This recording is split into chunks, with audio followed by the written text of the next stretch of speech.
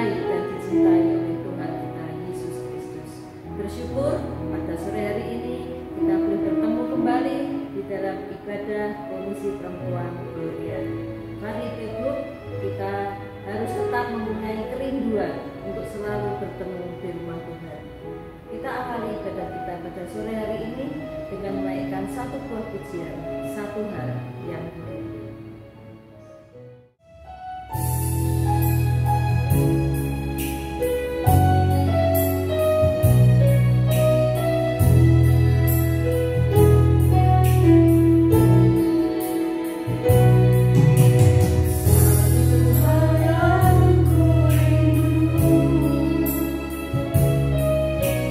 Berdiam di dalam rumahmu.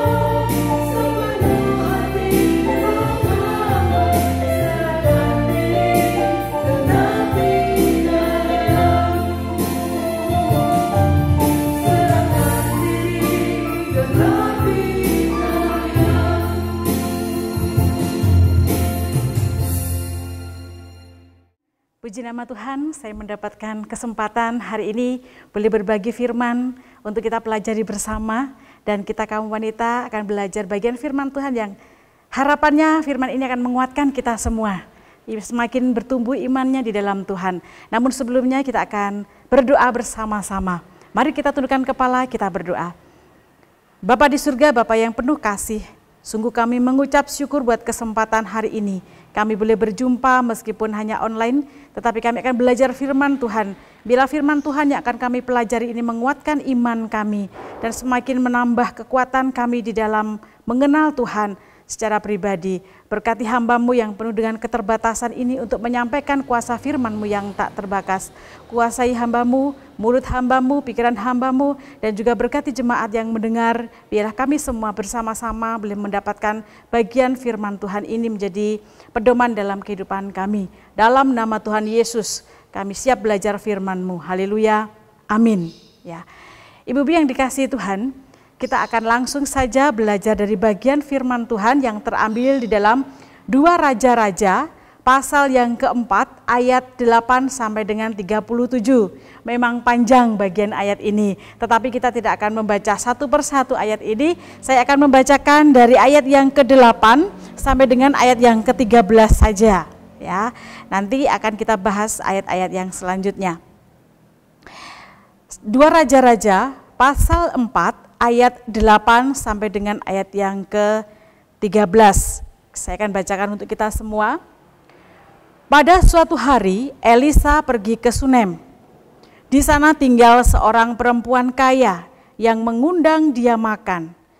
Dan seberapa kali ia dalam perjalanan, singgahlah ia ke sana untuk makan.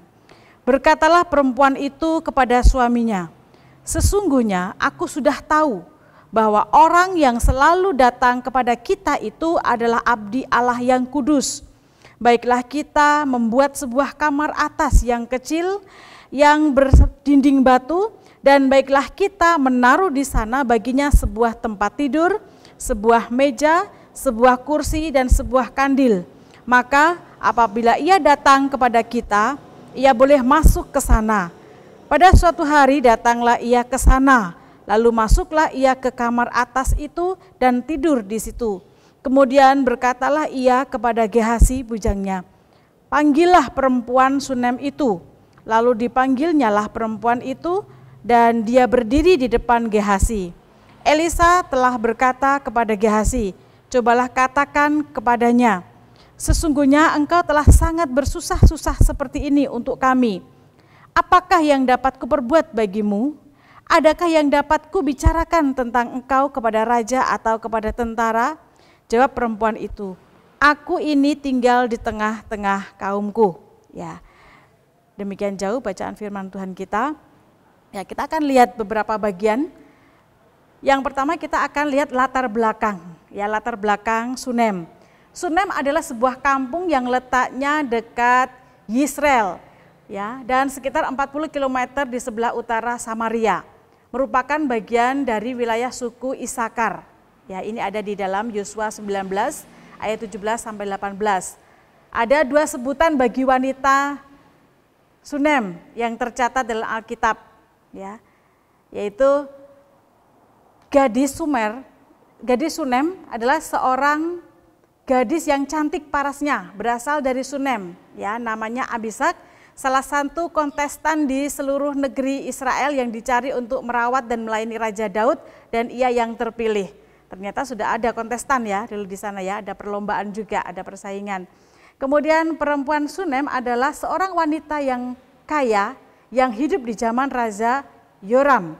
Yang menarik adalah di sini iman dan perbuatan perempuan Sunem ini tercatat di dalam Alkitab. Ya, kenapa bagian ini ditulis? Tentunya Tuhan juga ingin kita belajar dari kehidupan orang-orang di perjanjian lama, gitu ya. Kita akan pelajari dari wanita Sunem ini. Ya, apa yang dapat diteladani dari perempuan Sunem ini? Yang jelas adalah karakter, ya. Karakter. Apa itu karakter?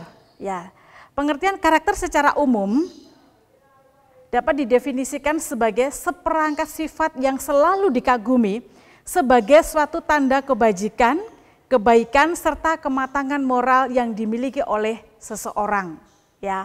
Dan ini kaitannya, hubungannya dengan Tuhan, dengan sesama, dan juga dengan lingkungan. Ya, jadi karakter yang akan kita pelajari dari wanita Sunem ini.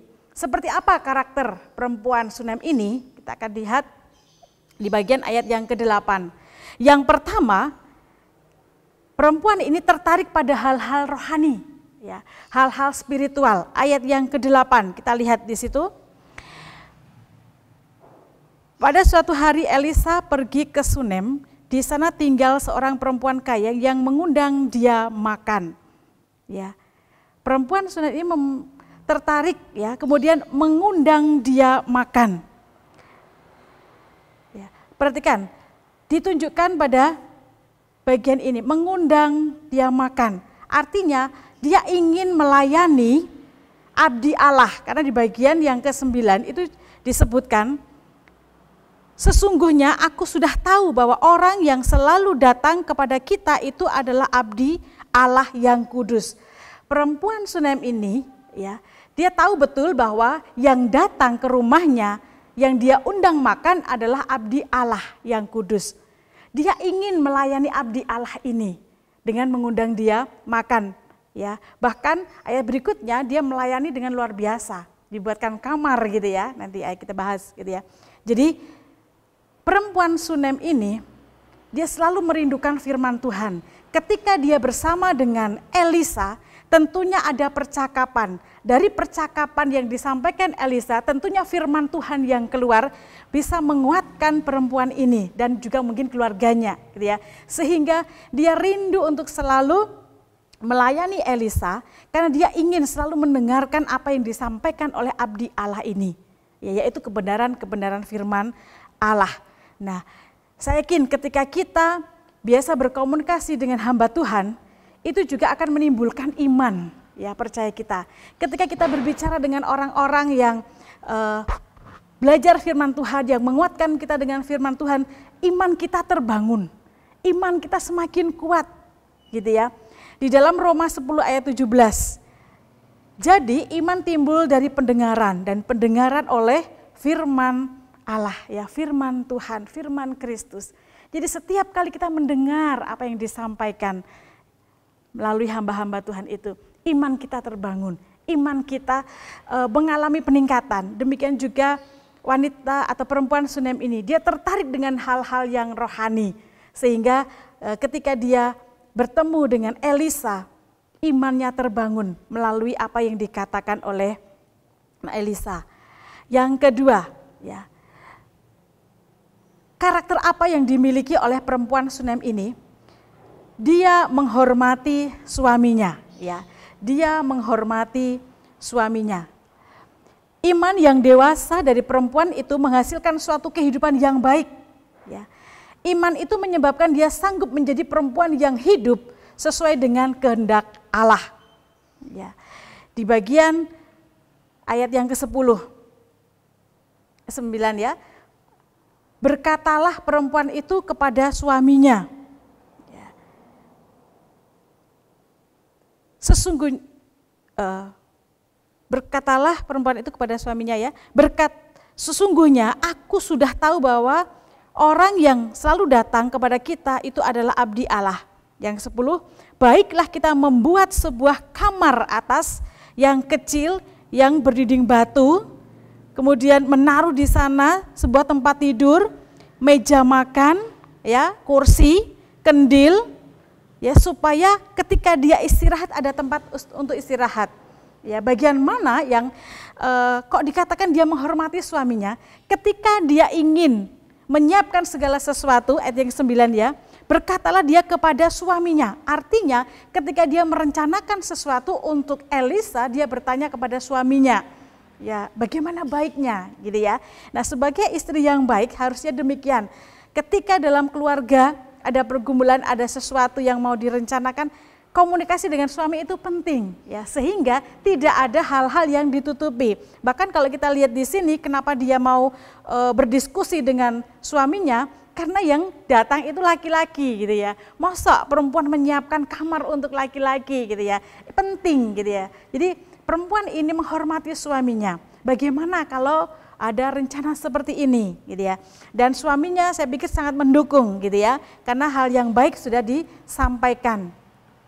Nah, biasanya kehancuran rumah tangga sering terjadi ketika istri bertindak menurut kemauannya sendiri tanpa mengajak suami untuk berunding. Ya, jadi misalnya istri ingin membeli sesuatu, gitu ya, tanpa persetujuan suami, langsung, ya, biasanya suami akan tersinggung, gitu ya. Nah, saya juga pernah pengalaman secara pribadi, gitu ya. Wah, nekat beli AC, ternyata listrik tidak mencukupi, akhirnya jadi masalah, gitu ya. Dan akhirnya ada pertengkaran sedikit dengan suami. Akhirnya, ya ternyata gitu ya, ketika kita tidak bicara dengan suami, hal yang tidak baik terjadi. Ya, jadi saya pun sekarang mulai ketika ada sesuatu, merencanakan sesuatu, konsultasi sama suami, gitu ya, sehingga tidak ada pertengkaran, gitu ya. Nah, yang dilakukan perempuan Sunem ini baik, ketika dia punya rencana, punya sesuatu yang ingin dilakukan, dia berdiskusi dengan suaminya. Ya, jadi jika ingin rumah tangga kita bahagia, ibu-ibu sekalian, ya, rundingkanlah segala sesuatu dengan suami.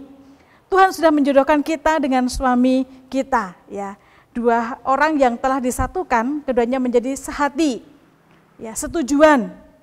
Jadi keduanya harus bisa saling berkomunikasi, gitu ya. Ini hal yang baik yang patut kita teladani dari perempuan ini adalah menghormati suaminya. Ya. Poin yang ketiga, ya, dia tahu alamat yang tepat untuk persoalannya. Dia tahu kemana dia harus mengadu ketika ada masalah dalam hidupnya. Ya. Kalau kita baca bagian ayat ini, kalau kita baca ayat-ayat selanjutnya gitu ya, perempuan ini ternyata belum punya anak. Ya. Dan itu diketahui ketika Elisa berbicara dengan Gehasi, ya, bujangnya atau pelayannya atau pembantunya, gitu ya, disuruh mencari tahu. Dan Gehasi menemukan bahwa perempuan ini ternyata belum punya anak. Ya, maksud Elisa adalah dia ingin, ya, membantu, menolong atau bahkan membalas kebaikan yang dilakukan oleh perempuan itu dengan mencari tahu apa yang dibutuhkan. Ternyata mereka belum punya anak.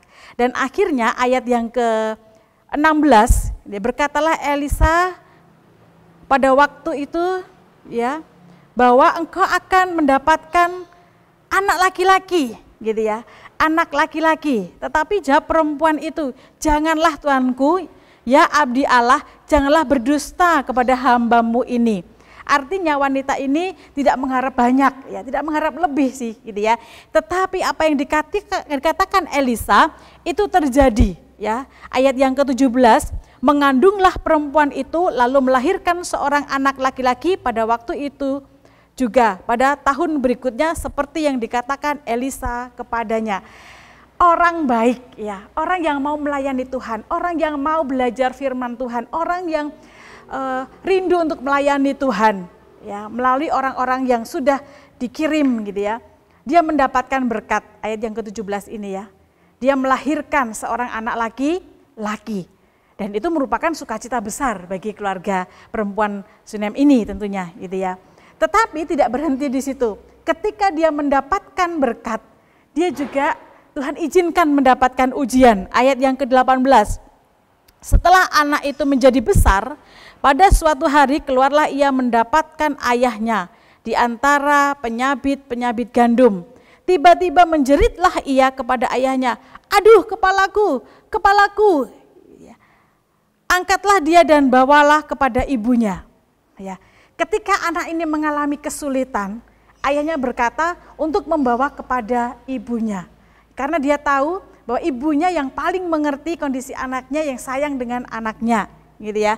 Nah, ketika ada masalah, ada pergumulan, ya, bahkan kalau kita baca ayat-ayat selanjutnya, gitu ya, ternyata anak ini mengalami sakit dan meninggal, gitu ya. Hal yang tidak diharapkan dari perempuan itu. Dia merasa Tuhan sudah memberi. Kenapa Tuhan izinkan ini terjadi, gitu ya. Lalu dia berpikir untuk datang kepada Elisa karena dia tahu bahwa Elisa adalah abdi Allah yang kudus yang Tuhan kirim hadir dalam kehidupannya untuk menolong keluarga perempuan Sunem ini. Ya, hal yang tepat yang dilakukan perempuan Sunem ini adalah datang kepada abdi Allah, yaitu Elisa.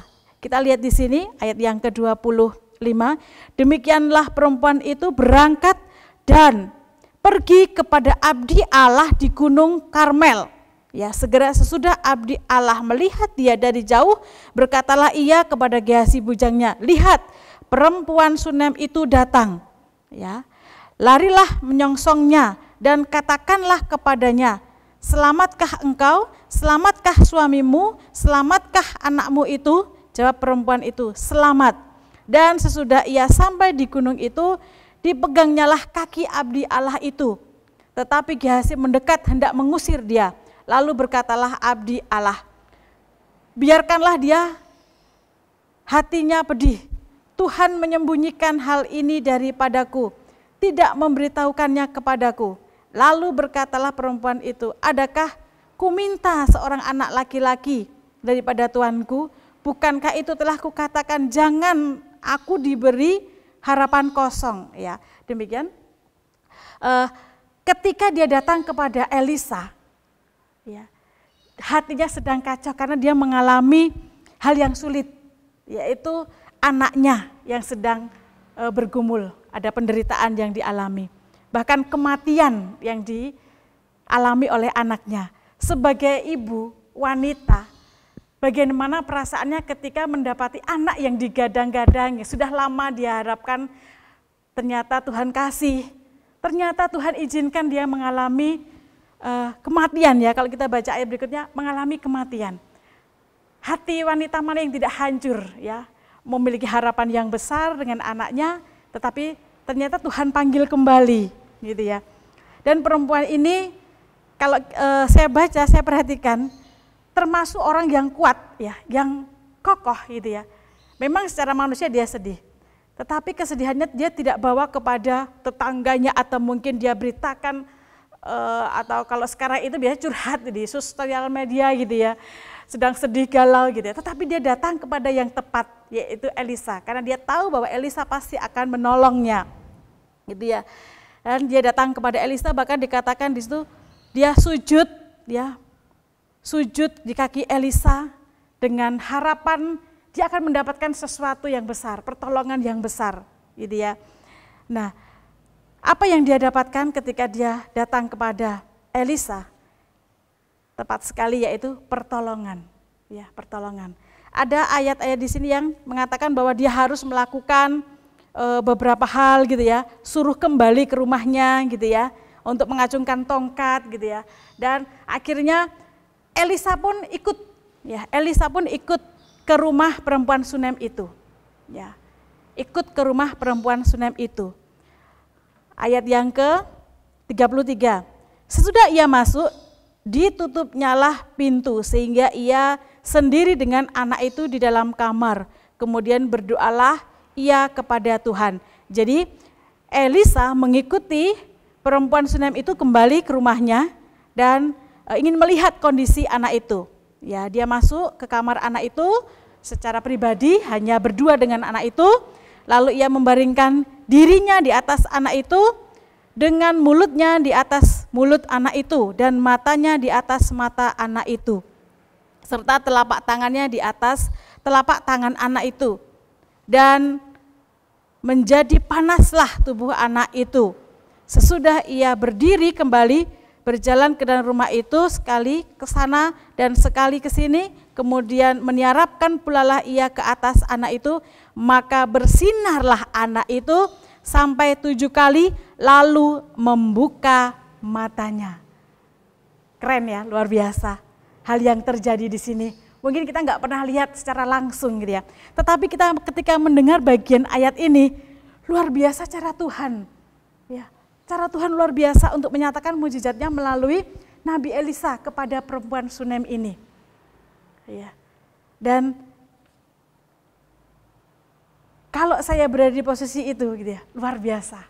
Keajaiban terjadi. Mungkin saya akan lompat-lompat, gitu ya, ketika mendapati anak saya sudah terbaring tidak berdaya, bisa hidup kembali, gitu ya, membuka matanya.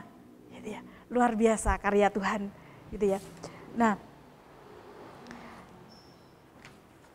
kita percaya bahwa segala yang terjadi dalam kehidupan kita itu juga mujizat dari Tuhan.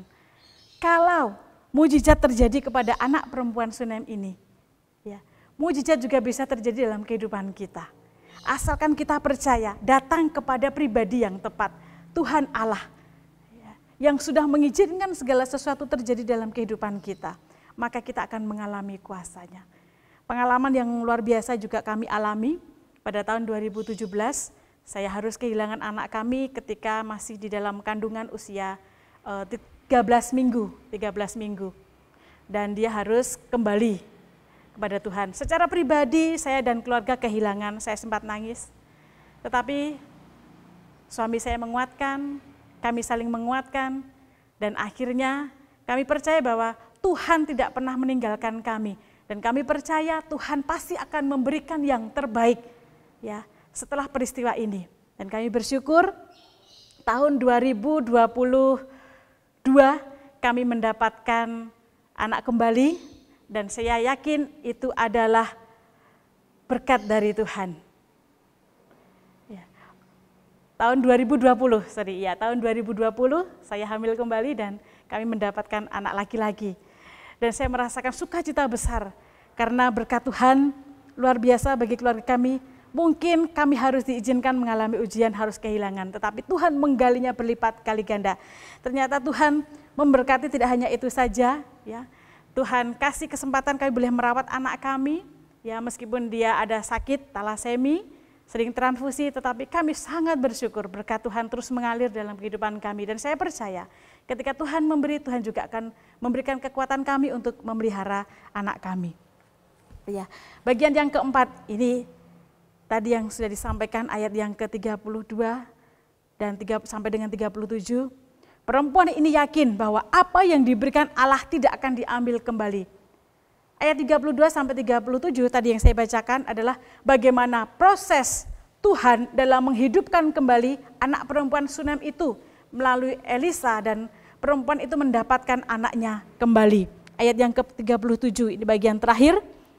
Masuklah perempuan itu lalu tersungkur di depan kaki Elisa dan sujud menyembah dengan mukanya sampai ke tanah.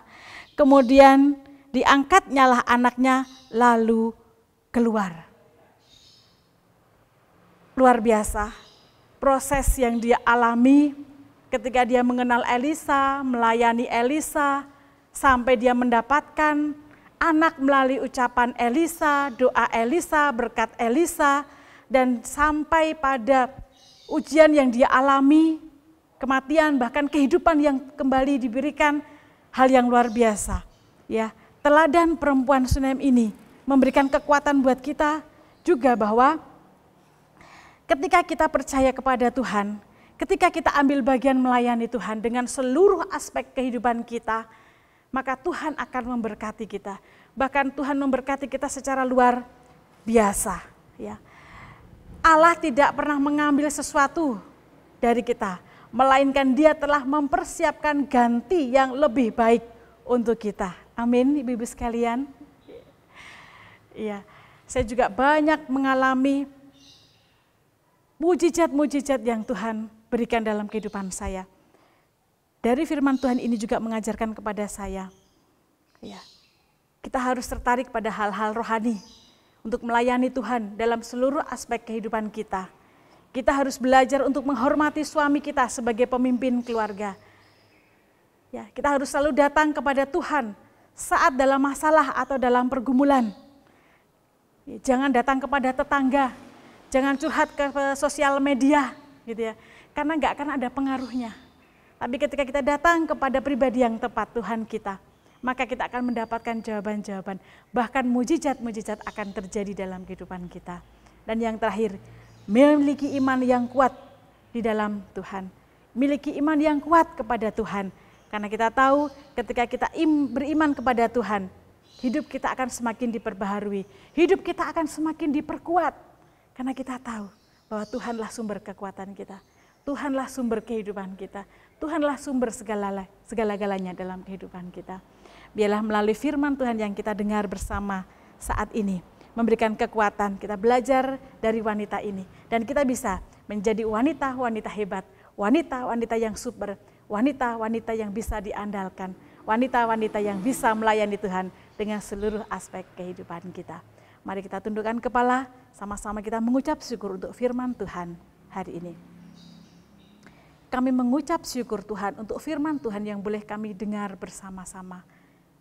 Kami belajar dari kehidupan perempuan Sunem ini, bahwa ketika kami melakukan hal-hal yang baik, melayani Tuhan melalui seluruh aspek kehidupan kami, Tuhan akan memberikan berkat-berkat kepada kami, baik itu berkat jasmani maupun berkat rohani. Dan kami mengucap syukur untuk keluarga yang boleh kami beri, suami yang boleh kami dapatkan adalah dari Tuhan. Ajar kami sebagai wanita-wanita untuk menghormati suami kami, bisa berkomunikasi dengan baik, sehingga kami boleh menjadi pasangan yang baik untuk melayani Tuhan. Kami juga mengucap syukur kami bisa mendengar teladan dari wanita ini untuk datang kepada pribadi yang tepat. Kami mau Tuhan, kami juga mau datang kepada pribadi yang tepat, yaitu Tuhan Yesus. Ketika kami dalam pergumulan, ketika kami dalam masalah, Tuhanlah sumber kekuatan kami. Dan ajar kami Tuhan untuk senantiasa kuat di dalam iman kami. Apapun masalah kami, pergumulan kami, biarlah kami bisa menyelesaikannya karena kami punya Tuhan yang selalu menguatkan kami. Dalam nama Tuhan Yesus Kristus, kami mengucap syukur untuk firman Tuhan ini. Dan kami berdoa untuk setiap ibu-ibu yang mendengar, biarlah firman ini juga menjadi kekuatan bagi kami semua. Dalam nama Tuhan Yesus Kristus, berkat itu tercurah atas kami semua. Haleluya. Amin. Terima kasih. Tuhan Yesus memberkati. Ibu yang dikasih oleh Tuhan, dari firman Tuhan yang kita sudah dengar hari ini, kita belajar untuk mengasihi Tuhan, bersandar kepada Tuhan, mengandalkan Tuhan.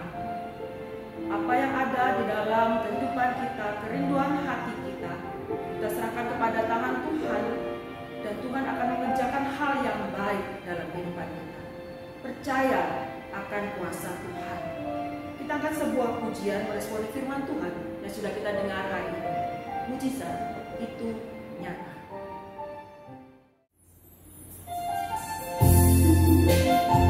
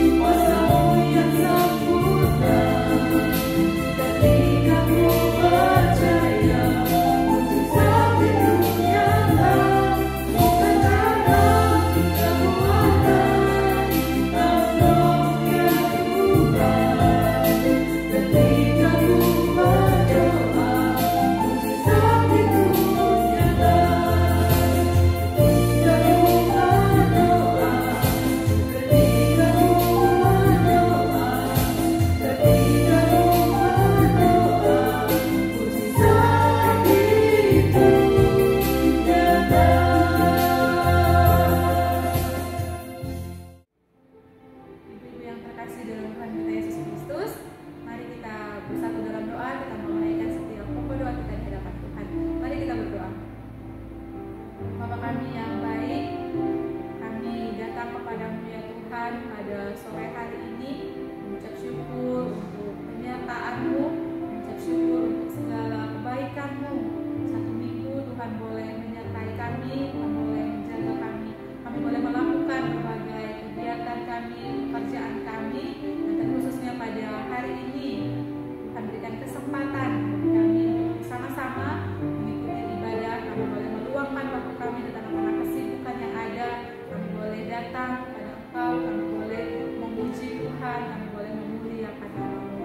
Tuhan, kami berdoa kiranya melalui persekutuan ini, baik persekutuan yang dilakukan secara onsite maupun yang dilakukan secara online, kami rindu kiranya ini dapat semakin membuat kami mencintai Tuhan, mengasihi Tuhan dalam kehidupan kami.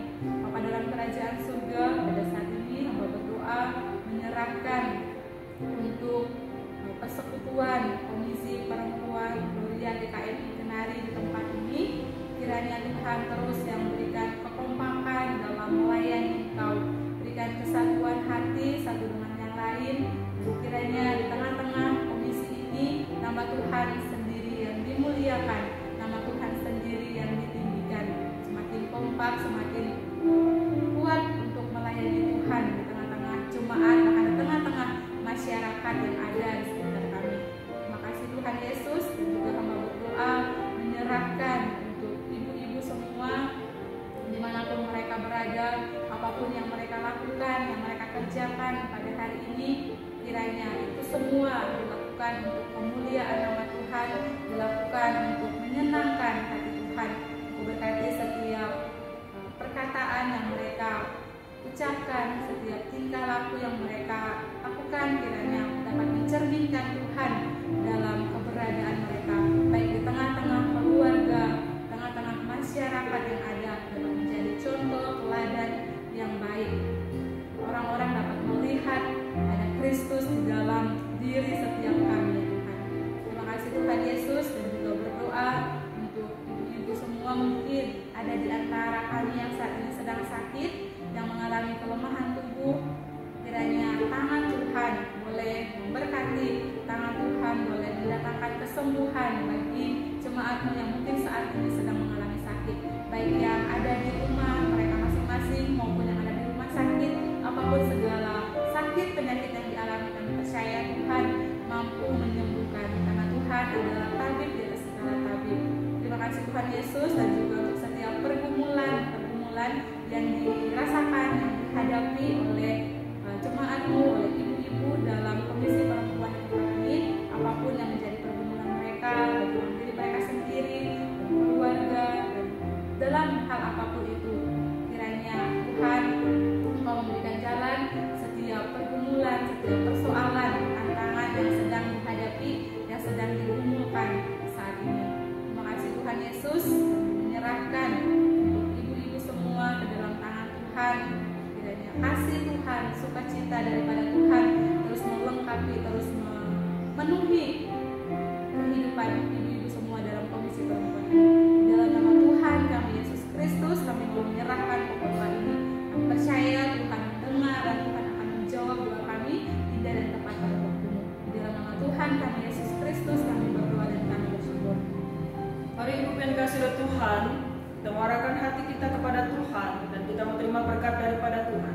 Kasih, sukacita, damai sejahtera, pemeliharaan yang sempurna daripada Allah Bapa, Allah Putra, dan Allah Roh Kudus ada bersama-sama kita semua, mulai dari sekarang sampai selama-lamanya. Amin. Bapa terima kasih.